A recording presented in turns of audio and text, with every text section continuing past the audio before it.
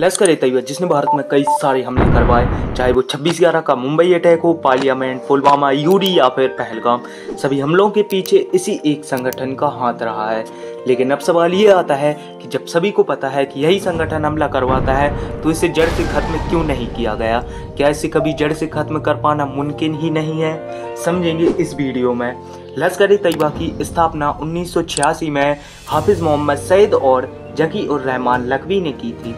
हाफिज मोहम्मद सईद का जन्म 5 जून 1950 को पाकिस्तान के पंजाब प्रांत के खरगोदा में हुआ था।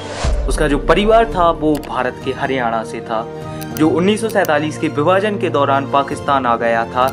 विभाजन के ही दौरान उसके परिवार के जो 36 लोग हैं वो दंगों में मारे गए थे, जिससे उसके मन में ना गहरा आक्रोश और असंतोष उत्पन्न हुआ। वहीं उसके उलट जकी-उर-रहमान लखवी का जन्म 30 दिसंबर 1960 को पाकिस्तान के पंजाब प्रांत के ओकारा जिले में हुआ था। वो और उसका परिवार पहले हदीस विचारधारा से जुड़ा था। आगे चलकर 1985 में हाफिज सईद और जफर इकबाल ने JUD जमात-उद-दावा, इस नाम को याद रखना क्योंकि यही आगे इसकी स्थापना का मेन पॉइंट बनता है। JUD जमात-उद-दावा की स्थापना की।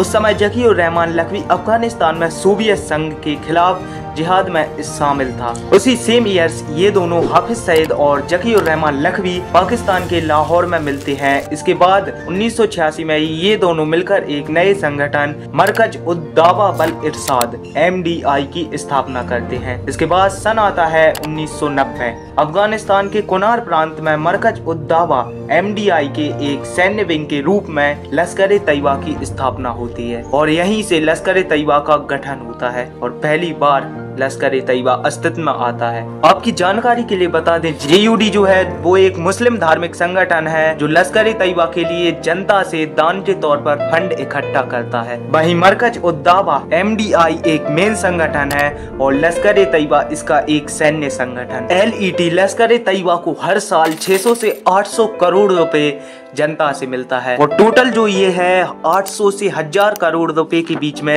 अर्न करती है पर ईयर।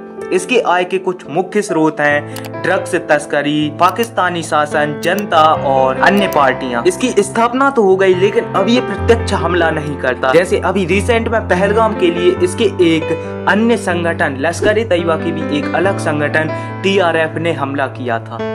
इसके और भी कई सारे संगठन हैं जो बैन हो चुके हैं लेकिन पहले थे जिन्होंने हमले किए थे। उनकी लिस्ट में स्क्रीन पर लगा रहा हूँ, आप पॉज करके वो भी पढ़ सकते हो। अब चलते हैं कि क्या इसको जड़ से खत्म किया जा सकता है? तो आंसर है हाँ, बिल्कुल। लेकिन ये इतना सरल नहीं जितना सुनने में लगता है, क्योंकि अगर हमें इसे जड़ से खत्म करना है तो हमें इसकी मेन जड़ पर ही वार करना होगा। लश्कर-ए-तैयबा जो है वो मेन रूप से युवाओं को भड़काता है धर्म के नाम पर, संप्रदाय के नाम पर, और उन्हें कन्विंस करता है भारत पर हमला करने के लिए। लश्कर-ए-तैयबा पाकिस्तान को अपना हिस्सा मानता है और उसे हथियाने के लिए ही भारत पर हमला करता है।